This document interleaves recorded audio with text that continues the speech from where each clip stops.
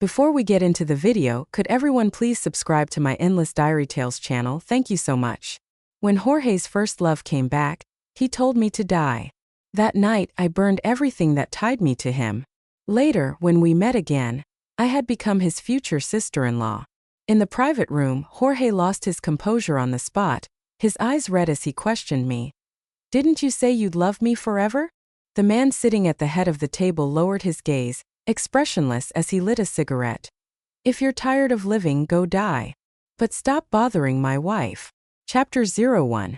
When I pushed open the door to the private room, Jorge was chatting happily with someone. He glanced up and saw me first, freezing for a moment, then his expression darkened.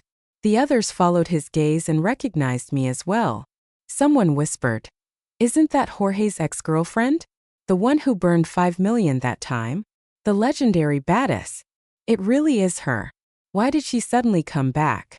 Is she trying to get back together with Jorge? There's no way Jorge would still want her." Jorge hadn't even said a word yet, and his friends were already rushing to defend him, throwing all kinds of insults my way. But I didn't care. I wasn't here today to see Jorge anyway. I walked toward the man sitting at the head of the table. Everyone's eyes widened, because sitting there was none other than Jorge's older brother, Samuel. He naturally extended his hand toward me, and I placed mine into his. Samuel said, "Let me introduce you to everyone. This is my fiancée, Emma." The two people who had insulted me earlier immediately turned pale, their expressions shifting between embarrassment and fear, their eyes nervously avoiding mine. Jorge looked like he had been struck by lightning. He probably never imagined that I would go from being his ex-girlfriend to becoming his future sister-in-law. Chapter 02. Everyone in the circle knew that offending Jorge could at worst lead to a scolding or a beating. But offending Samuel? That was a different story. He was someone you didn't mess with if you valued your life. Samuel was notorious for being ruthless and quiet. When he openly introduced me as his fiancée after those insults were thrown my way, it meant one thing. Those two who couldn't keep their mouths shut were in big trouble. The rest of the group immediately became cautious, no one daring to show me any disrespect. Except for Jorge, who gave a cold laugh in my direction. He sneered at me, You think you're fit to marry into our family?" I didn't get angry. Compared to everything that happened 3 years ago, this moment was nothing. I simply smiled and asked, "If I'm not worthy, then who is?" "Miss Gloria." Gloria was Jorge's first love, the woman he had always been secretly in love with. When I was with him, I had no idea he still carried feelings for her. Then when Gloria returned to the country, Jorge wanted to break up with me but didn't want to look like the bad guy. So he used emotional manipulation to try to force me to end it first. When I didn't give in, he grew frustrated and publicly humiliated me, accusing me of being a gold digger and using his family for their money. And when I tried to defend myself, he shouted at me, telling me to go die. I didn't die. Instead, that very night, I set fire to everything that tied me to him. Jorge swore he'd find me and scatter my ashes. But of course he couldn't find me, because I was with his brother, Samuel. Samuel knew everything about Jorge. Chapter 03. The tense atmosphere in the room made everyone uncomfortable except for Samuel and me. The ever-imposing Samuel, who sat like a god on his pedestal, even peeled a shrimp for me by hand. The way everyone looked at me became even more fearful and respectful. What they didn't know was that Samuel hadn't originally planned to attend this dinner. Jorge's friends weren't worth his time. But I wanted to come. I wanted to settle the score from 3 years ago. After drinking 2 glasses of wine, I was feeling a little tipsy and leaned against Samuel's shoulder. Jorge thought I was doing it on purpose to provoke him. After all, even after 3 years, he still hadn't won over Gloria. And how could a man endure both failure and being provoked? Grinding his teeth, he slammed his glass onto the table with a loud thud. "Jorge!" Someone beside him whispered a warning, trying to calm him down. But Jorge didn't care. He was always temperamental and self-centered. "Emma, what's the meaning of this?" Hearing my name, I looked up, genuinely confused. What's wrong? Perhaps it was the alcohol or his overwhelming anger. But Jorge's eyes were slightly red as he mocked and questioned me. "Didn't you say you'd love me forever?" "Did I? I don't remember. Even if I had said it, It was only because I was too young and couldn't tell the difference between a man and a dog back then. Jorge became even angrier and stood up, walking toward me as if he was about to lay hands on me. Suddenly, a quiet click broke the tension in the room. It was Samuel lighting a cigarette. His face remained expressionless, showing no hint of emotion.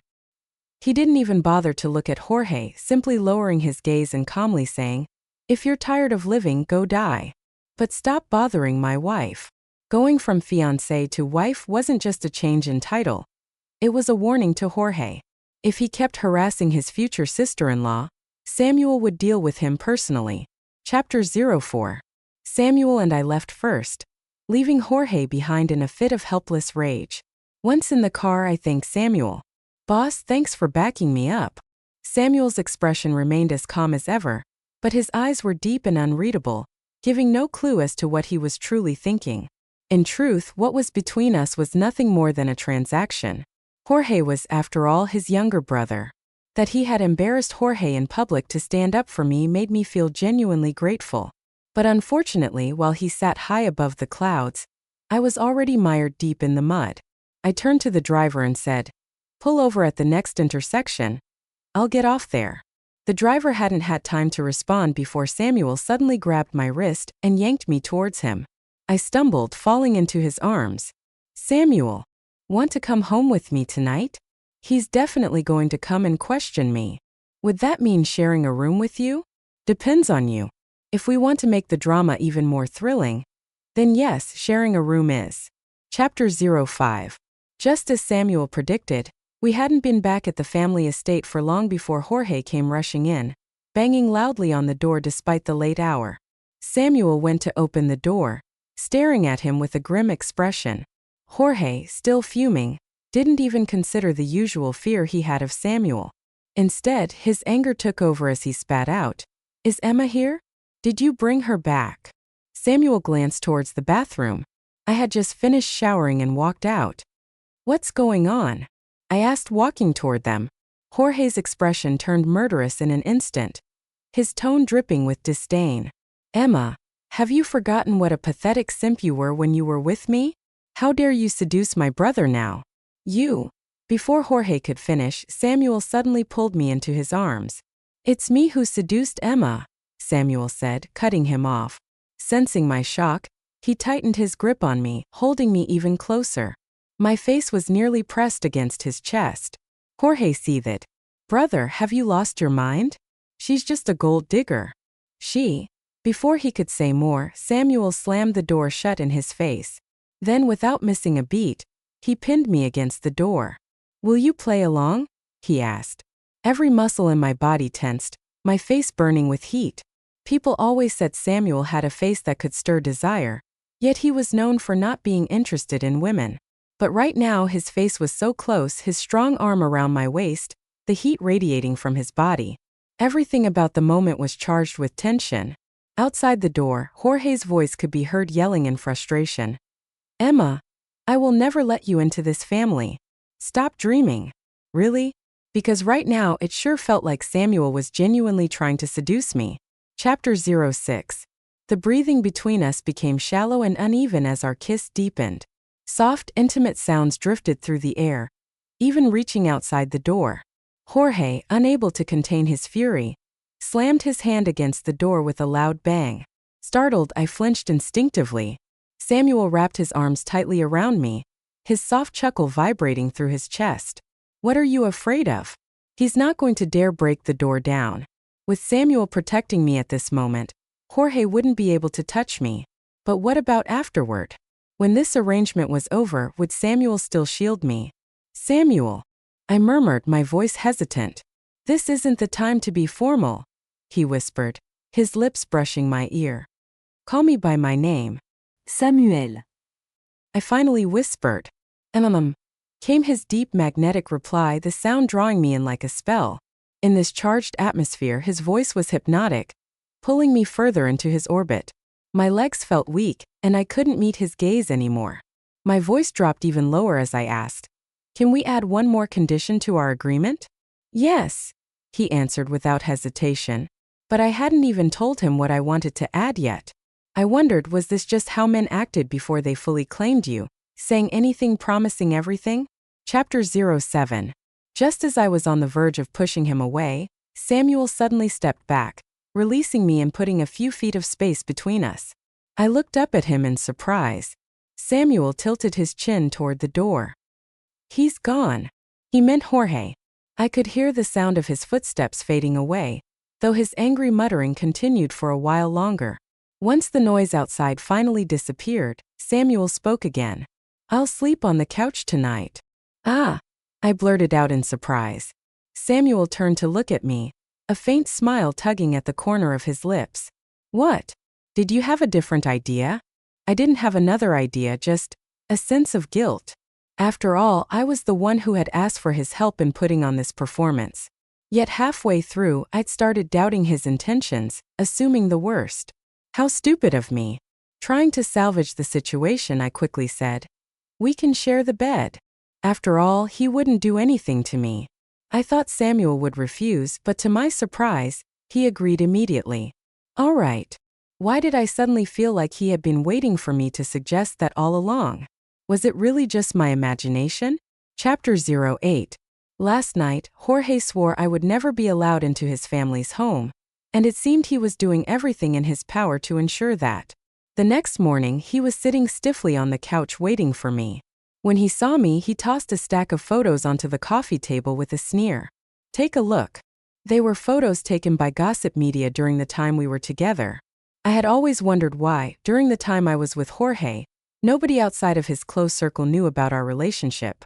Given that Samuel was a prominent figure, it didn't make sense that the press wasn't interested in the private life of his younger brother. Now I knew why.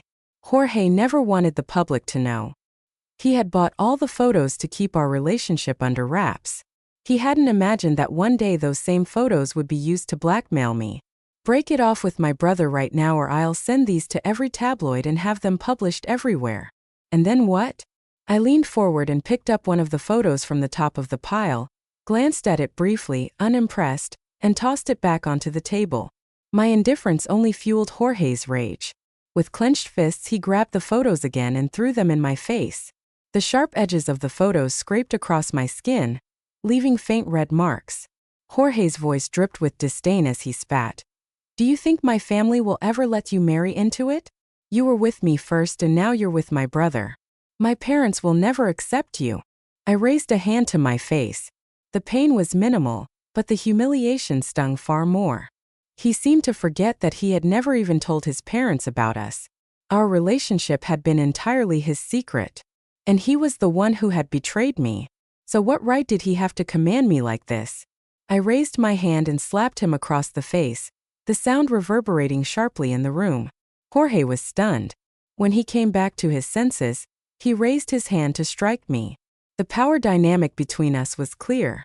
If he hit me, especially here in his home, I'd have no way to defend myself. So I turned and ran. But before I could get far, I collided with a solid chest. It was Samuel. Chapter 09. At around 5 in the morning, Samuel had received an urgent call. He mentioned something about needing to handle an emergency and rushed out. I didn't expect him to come back. After all, his life was busy, and I figured he would head straight to work after dealing with the issue. But he had not only returned, he had done so just in time. Samuel! I cried out, clinging to his sleeve like he was the only thing that could save me. Samuel lowered his gaze to meet mine. The coldness that usually lingered on his face softened in that instant, and my heart skipped a beat. It was such a strange, unfamiliar feeling. Samuel gently ruffled my hair as if to soothe me, then looked up at Jorge, who still had his hand raised. What do you think you're doing? He asked. His tone wasn't harsh, but the weight of his presence was undeniable. It felt like a mountain pressing down on Jorge, forcing him to lower his hand. Still, Jorge, unwilling to lose face, stubbornly retorted. She's nothing. How dare she hit me? Because she's mine, Samuel said, his eyes never leaving the red marks on my face. There was something in his gaze, a hint of tenderness, maybe even concern, that took me by surprise. I didn't know why Samuel had said those words, but how could anyone resist such blatant favoritism? At that moment, I realized that our arrangement, our so-called transaction, had shifted. I had caught feelings. But just as Jorge had pointed out, how could someone like me ever think I could fit into his family? Chapter 10. As Samuel led me away, someone snapped a photo of us. I thought he hadn't noticed, so I whispered, "Do you want me to stop them?" After all, Samuel's private life was much more valuable to the press than Jorge's. If the picture spread, it would create a huge scandal, one that would surely reach his parents. Samuel had helped me so much, and I didn't want to bring him any trouble. But Samuel only shrugged. Let them.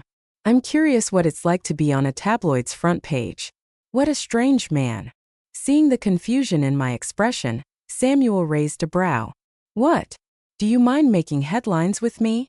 It's not that, I'm worried. There's nothing to worry about. I already called my parents this morning.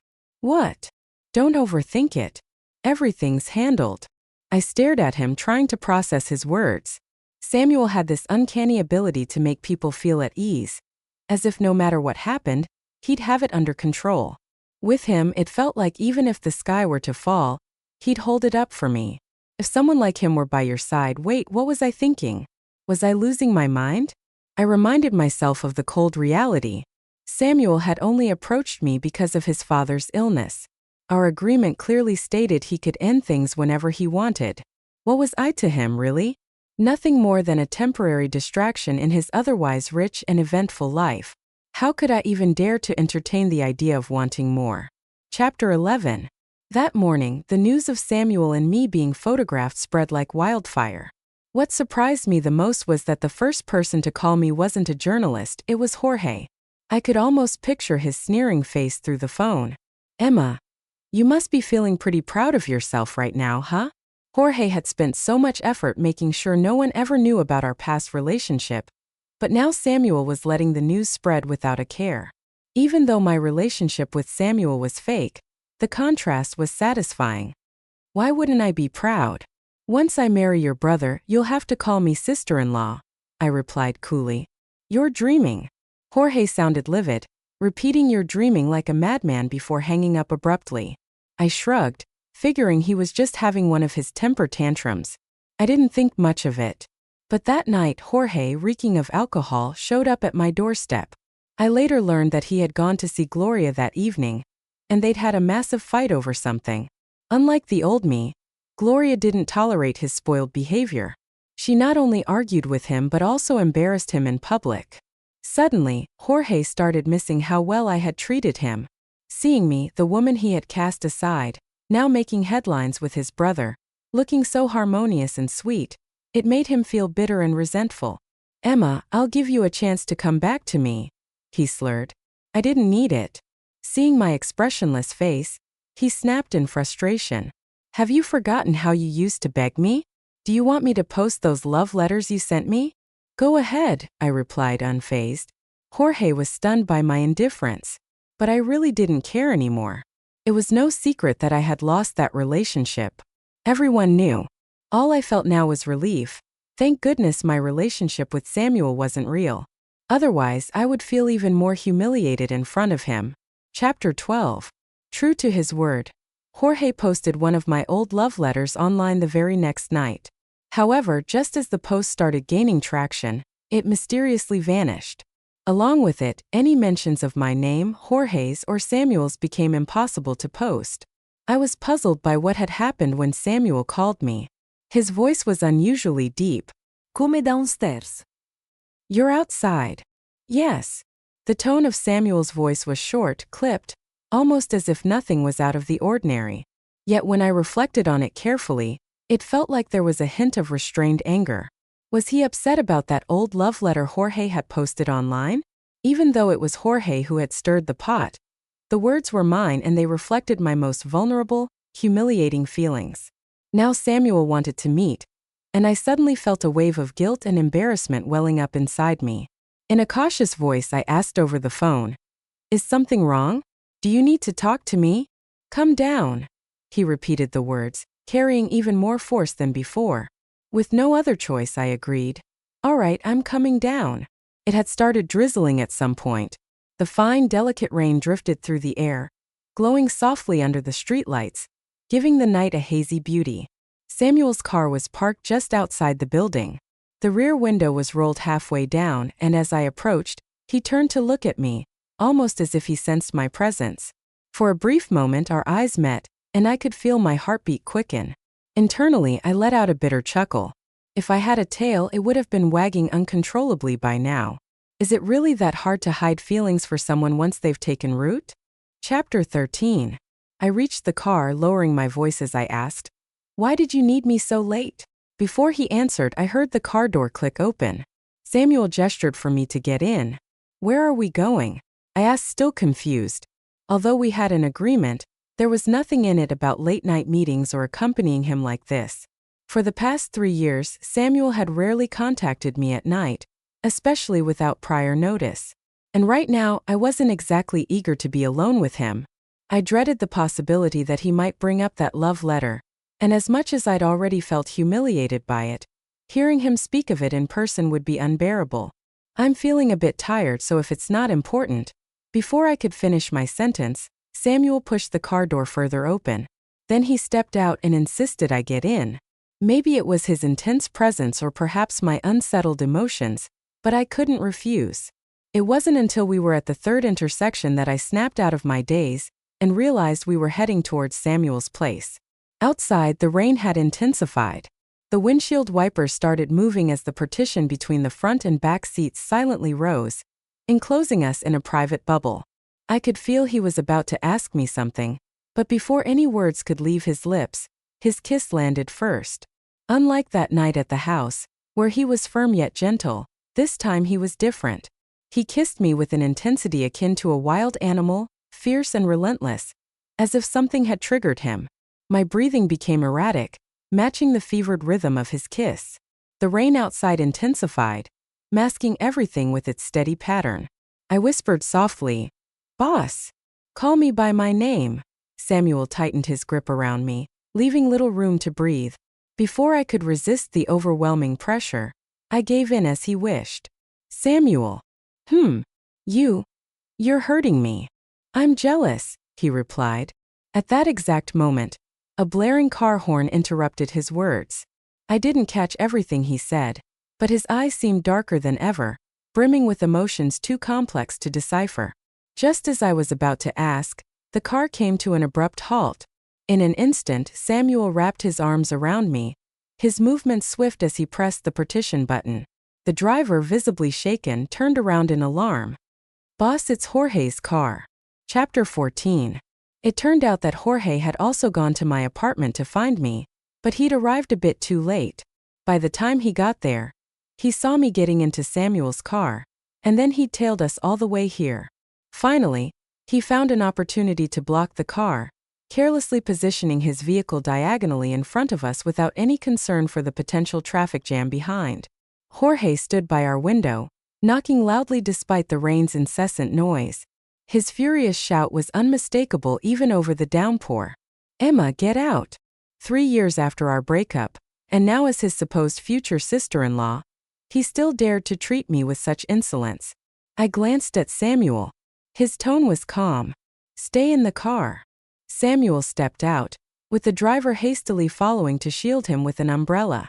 Jorge stood alone in the rain, his eyes filled with fury as he shouted, "Brother, you can have any woman you want. Why do you have to take her from me?" Samuel cast him a cold look. "When she was with you, I never interfered.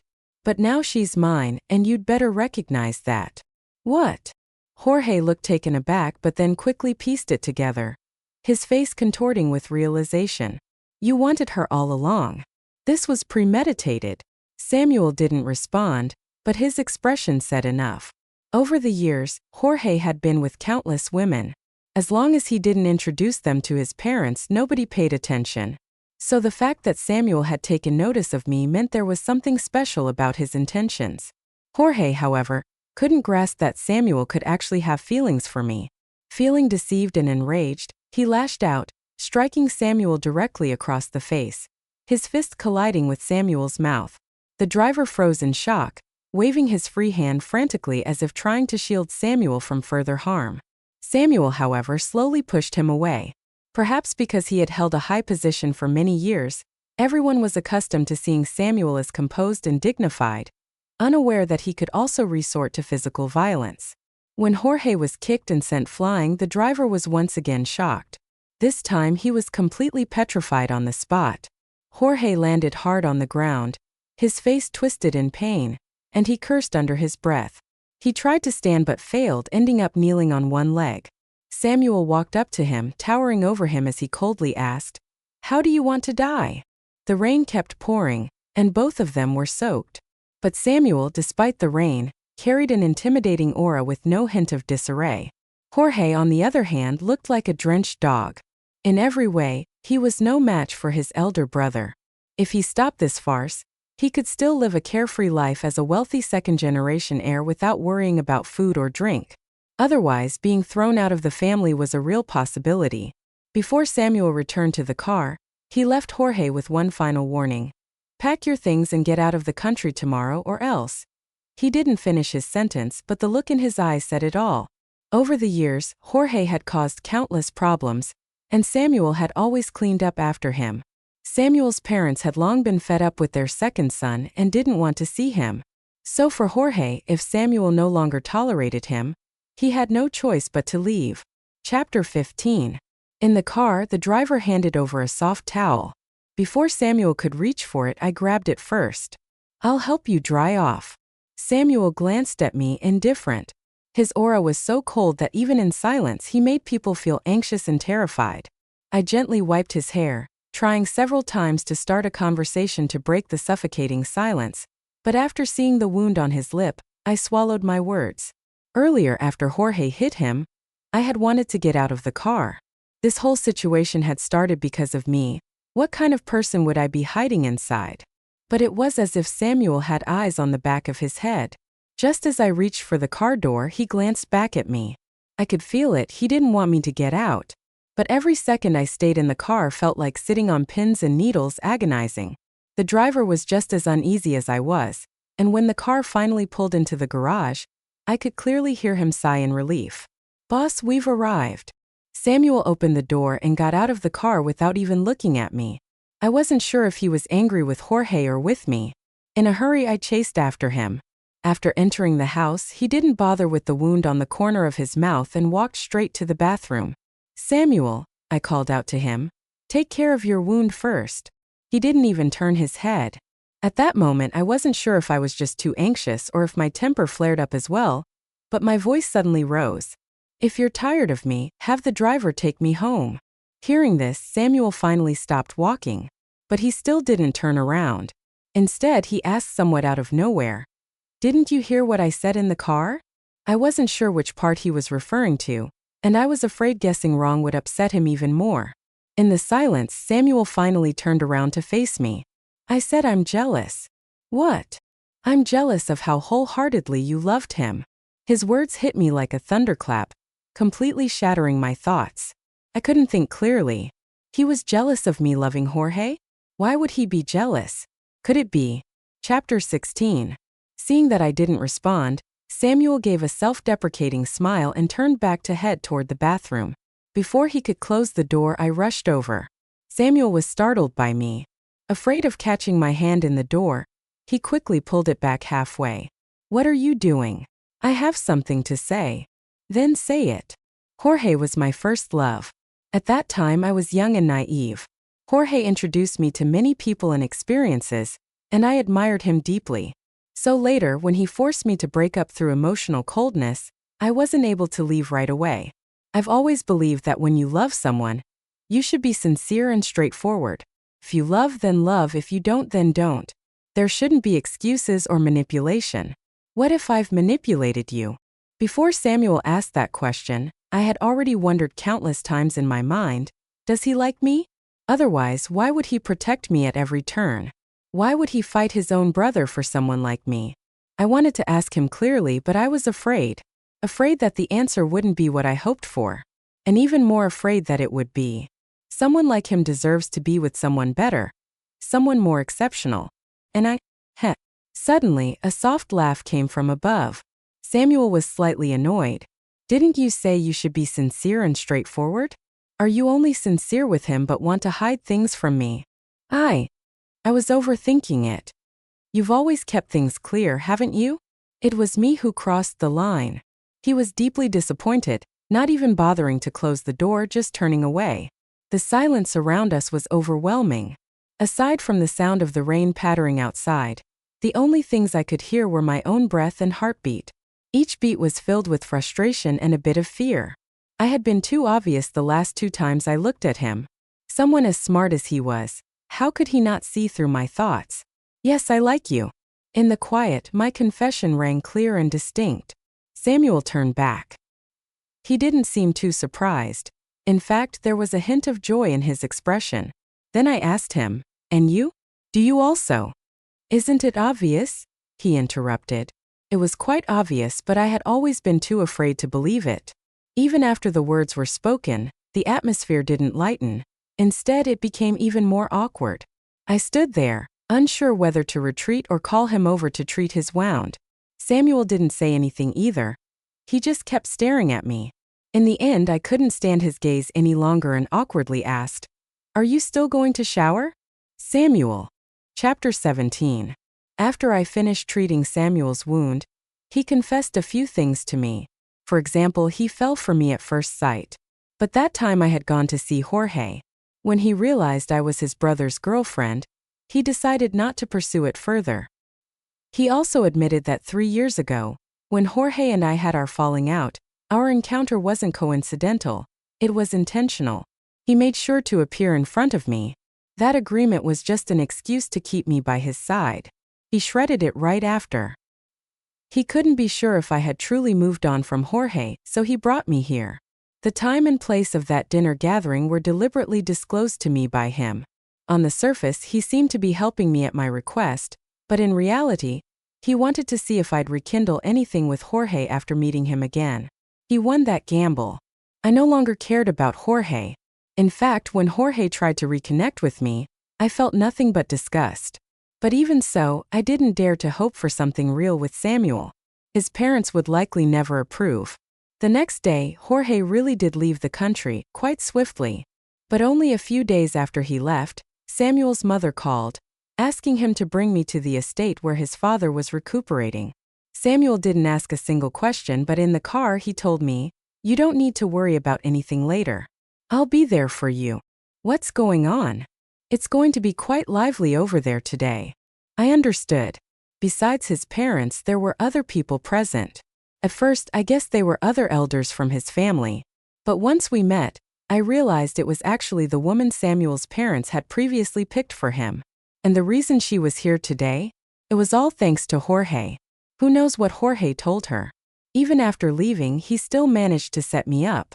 Samuel was called to the study by his parents, and as soon as the room was empty, Miss Miranda went full force on me.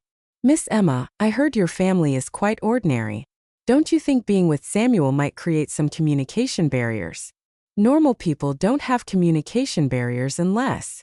I gave her a meaningful glance. Her temper flared, and she stood up instantly. "What do you mean by that? Are you saying I'm not normal?" "I never said that. Don't get too worked up." The more harmlessly I smiled, the angrier she became. "What good is a sharp tongue? With a poor background like yours, you'll never be worthy of entering Samuel's family." The way she said that, anyone who didn't know better would think Samuel's family was hers to rule. At that moment, Samuel and his parents came downstairs after their talk, and Samuel's expression immediately darkened when he heard her words. Miranda, thinking they were dissatisfied with me, happily walked over and tried to link arms with Samuel's mother. But Samuel's mother subtly dodged her.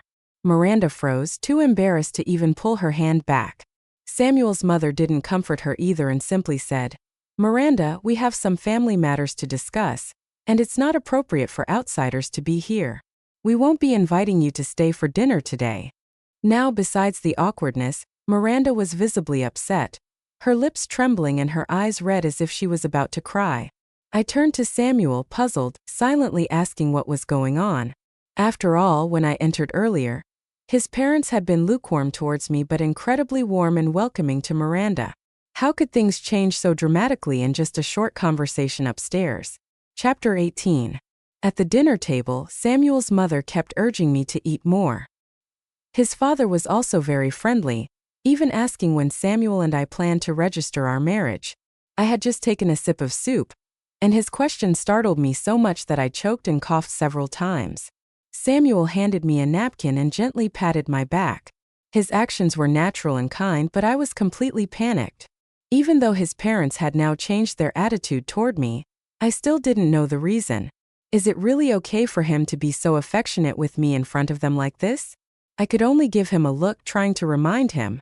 Whether Samuel misunderstood my look or was deliberately teasing me, he actually picked up some food and put it on my plate after my silent reminder. Eat more. You're too thin right now. Seriously, can't you see I'm practically burying my face in the bowl? Are you trying to make me suffocate here? Fortunately, after a while, his family finally stopped focusing on me and started discussing business. But they were talking about major company decisions right in front of me. Weren't they worried I might leak something? All I could do was quietly eat and try to minimize my presence, too scared to say a word. The end result was, I overate. Chapter 19. On the way back, after repeatedly asking, Samuel finally told me why his parents had suddenly changed their attitude. My mother is a bit superstitious and had someone read your birth chart, and it matched well with yours. Yeah, that's it.